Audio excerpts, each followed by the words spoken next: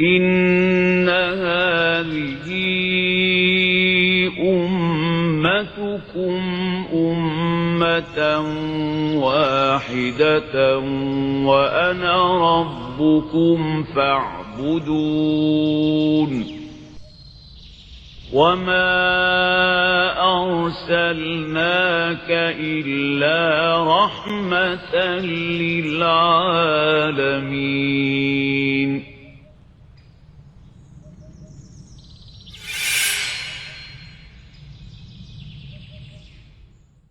أعوذ بالله من الشيطان الرجيم. بسم الله الرحمن الرحيم. الحمد لله رب العالمين حمدا كثيرا طيبا مباركا فيه كما يحب ربنا ويرضى. اللهم صل على محمد وآل محمد. السلام عليك يا رسول الله والسلام على أهل بيتك الطيبين والسلام على صحابتك الغر الميامين والسلام علينا وعلى عباد الله الصالحين والسلام عليكم أيها الإخوة المؤمنون والأخوات المؤمنات ورحمة الله وبركاته. Alhamdulillah wa syukurillah atas nikmatnya yang tak terhingga yang Allah curahkan atas kita semua, baik yang bersifat batin maupun yang bersifat lahir, atau yang bersifat maknawi maupun yang bersifat lahir. Apabila kita ingin menghitung nikmat Allah, mustahil untuk dapat menghitungnya. Wa in ta'uddu nikmatallahi la tuhsuha. Di antara nikmat dan karunia Allah yang terbesar setelah Allah menganugerahkan kehidupan yang mulia bagi kita sebagai khalifahnya adalah hidayahnya yang Allah subhanahu wa ta'ala anugerahkan kepada kita semua untuk mengenalnya, beriman kepadanya, menerima petunjuknya untuk menjalani kehidupan dengan benar sebagai seorang khalifah yang menerima amanat yang berat, amanat yang membuat langit, bumi, gunung gentar untuk menerimanya. Kita berdoa mohon kepada Allah subhanahu wa ta'ala, semoga Allah subhanahu wa ta'ala senantiasa mendampingi kita, membantu kita untuk dapat betul-betul berpegang teguh kepada talinya, mengikuti petunjuknya, berjalan di bawah penerangannya. Dan Allah melindungi kita dari tipu daya dan godaan syaitan yang terkutuk. Ikhwan akhwat yang dirahmati Allah subhanahu wa ta'ala. Pada pertemuan kita pagi hari ini, kita ingin merenungkan beberapa ayat dari surah Al-Isra yang memberikan jawaban bagi banyak pertanyaan dan persoalan yang sedang viral saat ini, di mana sebahagian habaib, sebahagian mereka yang dipandang sebagai orang yang berilmu, padahal sebetulnya mereka bukan orang-orang yang berilmu. Mereka menyebarkan kebohongan dari cerita-cerita yang tidak memiliki dasar, bahkan bertentangan dengan Al-Quran yang merupakan pedoman hidup kita sekalian dan bertentangan dengan kehidupan Nabi kita Muhammad SAW. Kita sering mendengar cerita-cerita yang sedang viral pada saat ini. Di antaranya seorang habib yang kuasa untuk menahan matahari. Seorang habib yang bercerita ada seorang yang soleh berkata, kalau saya tidak malu kepada Allah, saya akan padamkan api neraka. Dan banyak cerita-cerita yang serupa semacam ini yang semuanya tidak memiliki dasar kebenaran. Dan semua cerita ini bersumber dari manaqib yang ditulis oleh orang-orang yang datang di belakang. Dan kita tahu bahwasannya kebanyakan riwayat di seputar manaqib adalah riwayat yang diada-adakan dan dilebih-lebihkan. Oleh karena itu, para ahli hadis juga yang terkemuka berkata bahwa kebanyakan hadis-hadis manaqib, begitu pula hadis-hadis di seputar tafsir merupakan hadis-hadis yang lemah. Mengapa hadis-hadis manaqib kita jumpai banyak kebohongan di dalamnya? Karena hadis-hadis manaqib ini datang dari para pengagum. Rasa kagum mendorong orang untuk melebih-lebihkan orang-orang yang dikagumi. Oleh karena itu kebanyakan cerita-cerita riwayat di seputar para pendahulu yang berlebih-lebihan sebetulnya bukan datang dari mereka, tapi datang dari orang-orang awam di belakang hari yang tidak memiliki ilmu, lalu ingin dipandang sebagai orang yang berilmu. Mereka bercerita mengenai riwayat-riwayat karamah yang semuanya sebetulnya bukan merupakan karamah, tapi kebohongan atas nama Nabi kita Muhammad SAW dan juga kebohongan atas nama orang-orang yang saleh. Saya perlu untuk memberikan jawaban terhadap hal-hal ini karena ini berkaitan dengan pemahaman agama kita. Apabila kita memahami agama kita dengan cara yang salah, maka akan melahirkan juga efek yang amat luas, baik dalam kehidupan kita maupun kehidupan orang-orang yang mengikuti kita. Maka dalam kesempatan kali ini, saya ingin merenungkan beberapa ayat dari suratul Isra yang merupakan jawaban dari semua ini, agar tidak dikatakan bahwa saya mengada-adakan jawaban ini, tapi jawaban ini datang langsung dari Al-Quran, dari mulut Nabi kita Muhammad SAW yang menjawab permintaan kaum musyrikin yang berlebih-lebihan.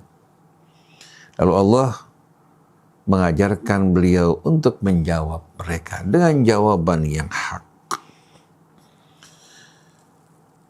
Allah Subhanahu wa taala berfirman di dalam suratul Isra pada ayat 89. Walaqad sarrafna lin-nasi fi hadzal qur'ani min kulli mathal fa aba aktsarun nasi illa kufura. Dan sungguh kami telah menjelaskan berulang-ulang kepada manusia dalam Al-Quran dengan berbagai macam perumpamaan. Tapi kebanyakan manusia enggan untuk memahami, enggan untuk menerimanya, bahkan kebanyakan dari mereka menolak dan menentang.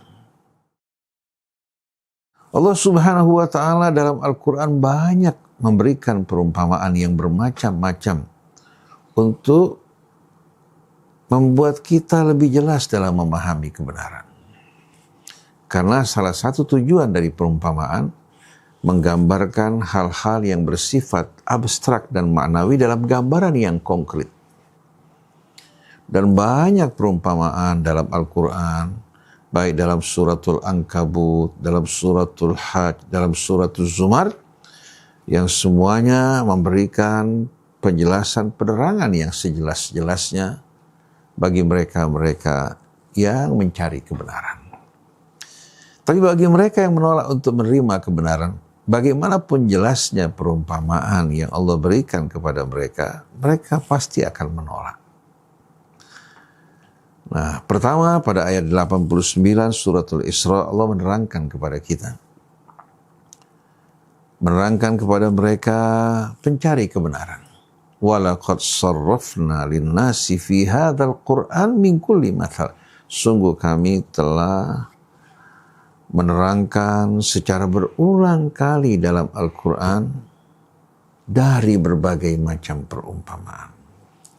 Fa'aba aktsarun nasi illa kufura.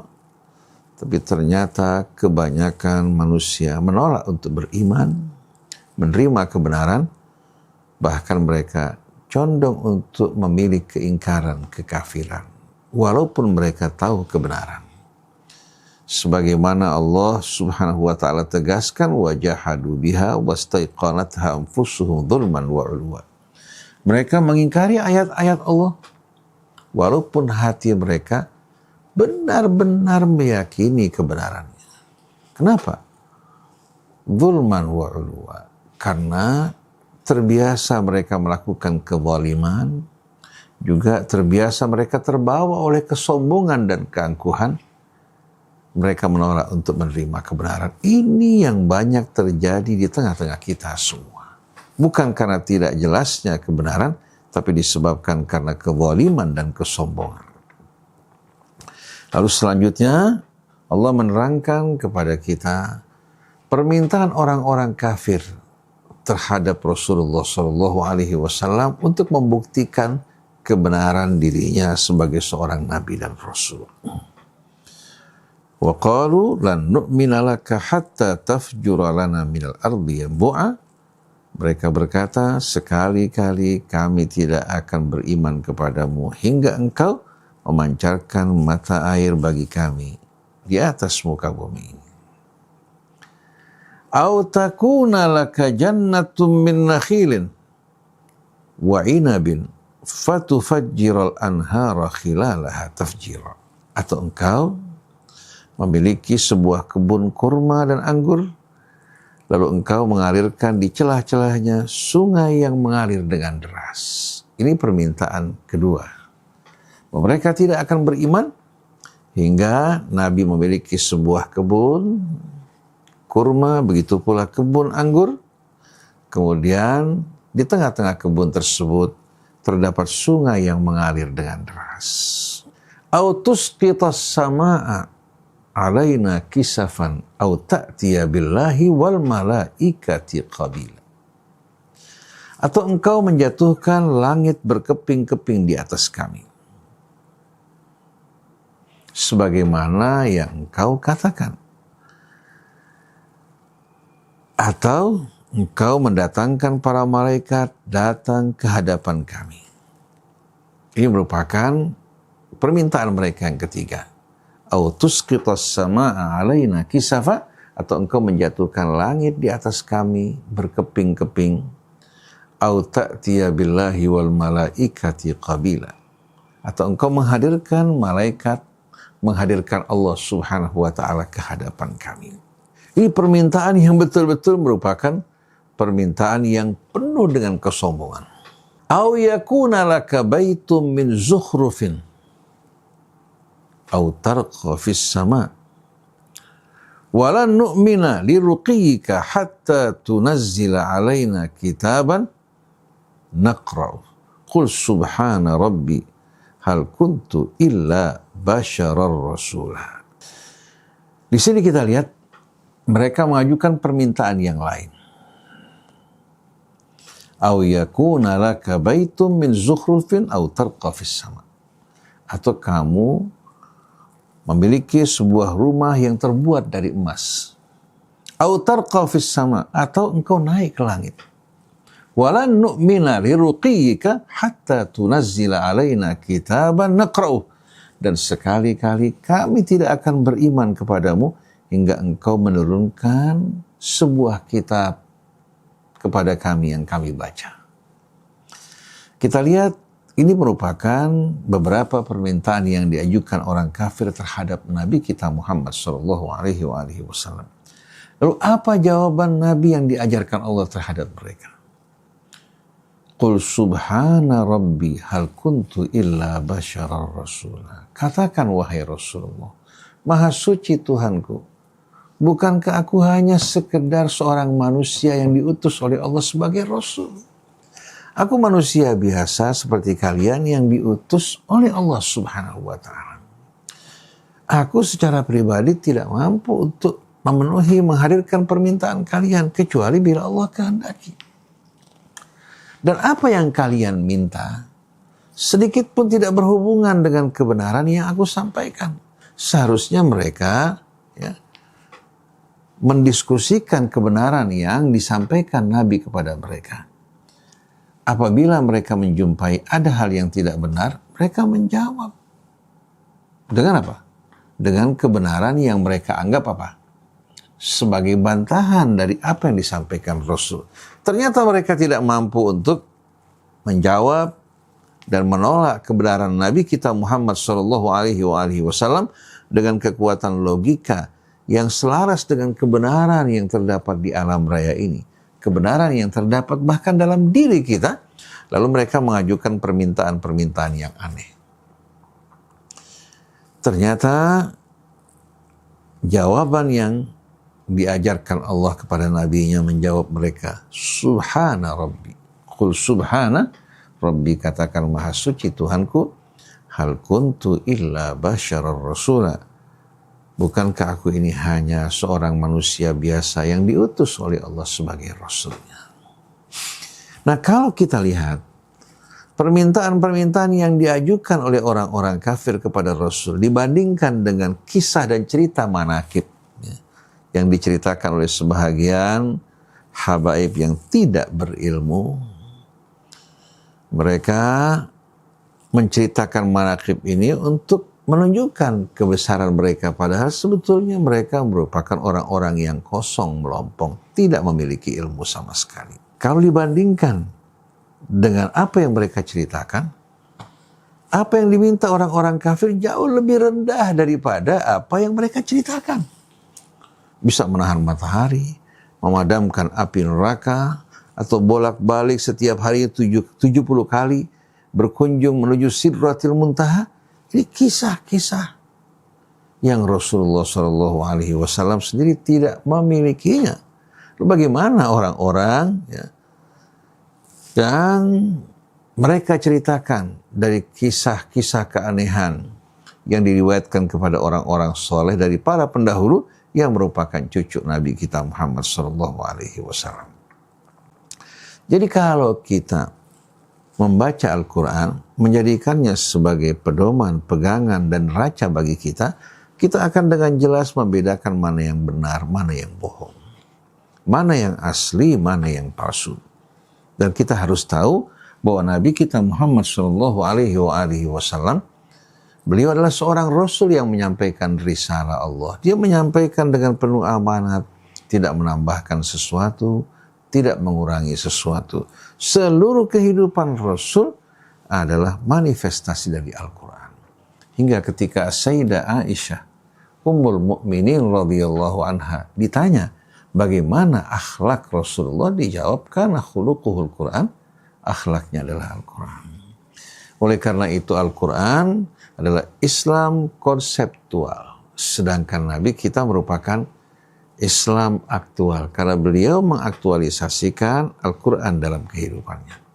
Oleh karena itu, untuk menentukan satu riwayat itu benar dan tidak benar, tidak cukup hanya dengan melihat sanad dan riwayatnya. Karena bisa saja terjadi kebohongan. Pada masa Nabi banyak orang berbohong atas nama Nabi, apalagi setelah masa Nabi.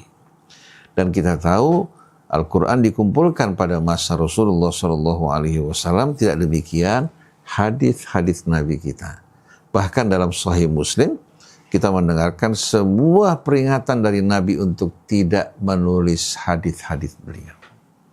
Sedangkan Al-Quran ditulis pada masa beliau, oleh para penulis wahyu, diawasi oleh Nabi kita, kemudian dikumpulkan di rumah beliau. Sebelum Nabi wafat, Quran telah terkumpul dengan sempurna. Oleh karena itu para jamaah sekalian, untuk menentukan kebenaran satu riwayat yang diriwayatkan dari Nabi kita Muhammad SAW, maka di samping kita memperhatikan sanadnya, kita mencocokkan dengan Al-Quran. Apabila cocok, kita terima, tidak cocok, kita tolak. Subhanallah, jauh-jauh hari, para keluarga Nabi kita, ridwanullahi alaihim, yang menjadi guru-guru bahkan para imam seperti Imam Ja'far As-Shadiq, Muhammad Al-Baqir, di mana kita tahu bahwasannya Imam Syafi'i, Imam Malik, bahkan Imam Abu Hanifah amat menghormati mereka, mengakui keilmuan mereka. Jauh-jauh hari karena mereka tahu orang di belakang hari pasti akan mengadakan kebohongan atas nama mereka dan Rasul. Maka jauh-jauh hari mereka memperingatkan para pengikut mereka. Idza rawaitum an Rasulillahi wa anna fa'ribuhu ala kitabillah.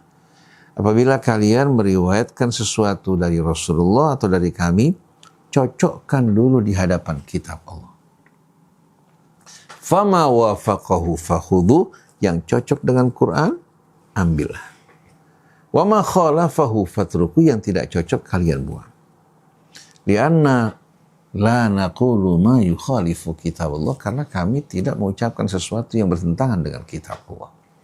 Jadi kalau seandainya umat Islam, baik mereka yang berasal dari kalangan Ahlus Sunnah atau Syiah, tidak fanatik kepada riwayat mereka, mereka berani mencocokkan riwayat mereka dalam Al-Quran, maka pasti kebohongan-kebohongan atas nama Rasul akan dapat kita hapuskan dan kita lenyapkan hingga membawa persatuan bagi umat. Tapi sayang, mereka ternyata begitu fanatik kepada riwayat mereka, kelompok mereka, ulama mereka, walaupun mereka harus mengorbankan Al-Quran dan mengorbankan Rasulullah SAW. Para jamaah hadirin hadirat yang dirahmati Allah, kalau riwayat dari Rasul saja sebelum kita terima kita cocokkan dengan kitab Allah, apalagi riwayat-riwayat dari ulama, dari kiai, atau para habaib. Karena bisa saja orang yang meriwayatkan ini berbohong atas nama mereka. Dan saya menjadi saksi akan cerita-cerita bohong yang diceritakan mengenai sebagian orang-orang yang soleh. Karena saya kebetulan hidup bersama mereka walaupun pada masa kanak-kanak. Banyak cerita-cerita yang diceritakan semualah kebohongan yang diada-adakan. Baik datang dari para pengagum atau datang dari keturunan mereka yang ingin menarik pujaan perhatian dari manusia. Ini merupakan fakta yang tidak bisa kita ingkari. Bahkan saya sering mendengar ada orang bercerita mengenai saya yang saya tidak pernah ucapkan. Baik itu dalam bentuk pujian atau dalam bentuk cacian. Orang menisbatkan kepada saya yang saya sendiri tidak tahu. Itu merupakan hal yang perlu kita waspadai. Oleh karena itu Allah berfirman, Ya ayyuhalladzina amanu in ja'akum fasiqun binaba'in fatabayyanu. Wahai orang-orang yang beriman, ini seruan untuk orang yang beriman. Ini merupakan ciri akhlak orang yang beriman yang mengikuti Al-Quran dan Sunnah Rasul. Kalau ada orang fasik membawa berita kepada kalian, periksa, teliti lebih dulu. Antusibu qauman bijahalatin fatusbihu ala ma fa'altum nadimin. Agar kalian tidak memvonis satu kaum dengan kebodohan, lalu kalian menyesal setelah itu, kalian ketahui ternyata apa yang kalian putuskan merupakan hal yang tidak benar. Lalu orang bertanya, bagaimana kalau yang datang orang baik? Kalau dia orang yang baik, menyampaikan berita, pasti dia menghadirkan bukti dan bayyinah. Di mana yang menghadirkan berita wajib untuk membawa bukti. Jadi kalau seorang membawa berita tentang satu orang, lalu dia tidak menghadirkan bukti dan bayyinah, maka dia orang yang fasik. Dia orang yang fasik. Orang yang beriman kalau menyaksikan aurat seseorang akan ditutupi. Dia memohon kepada Allah untuk mengampuni dosanya agar mendapatkan hidayah dari Allah. Kecuali hal-hal yang menyangkut ancaman bagi masyarakat, ancaman bagi agama, maka hal seperti ini perlu kita beritahukan kepada yang memiliki kemampuan untuk menghadapi fitnah dan isu tersebut. Tapi kalau sifatnya pribadi, maka seharusnya kita menutupi auratnya, memberikan nasihat padanya, mendoakan agar dia mendapatkan ampunan dari Allah dan hidayahnya. Jadi para jamaah hadirin yang dirahmati Allah, saya tidak ingin memberikan jawaban dari diri saya, tapi dari Al-Quran. Dari apa yang Allah ajarkan kepada Rasulnya untuk menjawab permintaan mereka yang bermacam-macam. Allah Maha Kuasa untuk mengabulkan permintaan mereka. Tapi apakah di saat Allah kabulkan mereka akan beriman? Buktinya Fir'aun diberikan bukti-bukti yang begitu banyak. Setiap kali melihat bukti kebenaran, ternyata kembali kepada kekafirannya. Baru pada saat-saat air sampai di tenggorokannya, dia menyatakan dirinya beriman. Seandainya Allah kembalikan lagi, dia akan kembali lagi ke dalam kekafirannya. Karena keimanannya bukan dengan kesadaran, tapi keimanan yang muncul dari tekanan dan ancaman. Kalau mereka dikembalikan lagi, wala in ruddu la adu limanuhu anhu wa innahu lakadzibun. Mereka dikembalikan lagi, mereka akan kembali lagi dalam kekafiran mereka. Kenapa? Karena taubat mereka taubat yang berasal dari kebohongan. Karena takut menghadapi ancaman, mereka bertaubat. Begitu juga Fir'aun. Nah, Allah menginginkan taubat yang keluar dari kita atau keimanan dari kesadaran, dari keikhlasan, ketulusan. Kalau Allah mau memaksa, siapa yang bisa menolak? Allah kuasa untuk menjadikan semua manusia ini beriman pada Allah. Tapi Allah Subhanahu wa taala di sini ingin memisahkan yang baik dan yang buruk. Yang buruk disatukan bersama-sama, yang baik dikumpulkan, dan mereka lah yang akan menerima anugerah dan karamah dari Allah. Sedangkan orang-orang yang banyak bercerita, berbohong atas nama Allah, atas nama Rasulnya, atas nama juga orang-orang mulia yang saleh, mereka adalah orang-orang yang merusak agama Allah. Dan cerita-cerita yang mereka sebarkan betul-betul menodai kehormatan Nabi kita Muhammad SAW, dan juga menentang apa-apa yang disampaikan oleh Nabi kita Muhammad SAW. Oleh karena itu, perlu kita waspada dan berhati-hati, dan perlu kita ingatkan kepada para jamaah, kalau mendengar kebohongan dari sebahagian Habib, jangan kita mengeneralisir. Ini merupakan satu perbuatan dosa. Sebagaimana kalau ada katakan kebohongan dari sebahagian orang Jawa, jangan kita menganggap semua orang Jawa sama. Atau dari orang Sunda kita menganggap semua orang Sunda sama. Tidak, manusia berbeda-beda. Masing-masing memiliki pilihan, masing-masing bertanggung jawab atas ucapan dan perbuatannya. Jadi kalau sebahagian habaib menyebarkan kebohongan atau mengucapkan hal yang tidak benar, jangan kita menganggap semua habaib sama seperti itu. Oleh karena itu kita sayangkan Mas atau Bung Roma Irama yang sering kali mengeneralisir. Kalau ada 1-2 habib yang tidak benar, ya, lalu dia mengatakan bahwa habaib akan menjajah negeri kita, menyebarkan kebohongan. Ini merupakan ucapan yang kelak akan Bapak Roma pertanggungjawabkan di hadapan Allah Subhanahu wa taala. Apalagi Bung Roma sudah berusia lebih 80 tahun. Apa yang Bapak ucapkan pada saat-saat terakhir ini akan menentukan nasib Bapak Roma Irama di hadapan Allah di hari kemudian nanti. Di sini saya tidak ingin membabi buta, membela habaib-habaib yang tidak benar, tapi juga saya tidak berani mengeneralisir kesalahan dari sebahagian orang berlaku dari semua habaib. Ini merupakan perbuatan dosa. Dan kita ingin para ulama menyampaikan kebenaran dan tidak menyebarkan fitnah atau mengadu domba di antara umat. Karena ini tidak menguntungkan kita. Tidak menguntungkan juga kaum pribumi. Ini akan membuat kita masuk dalam perangkap syaitan.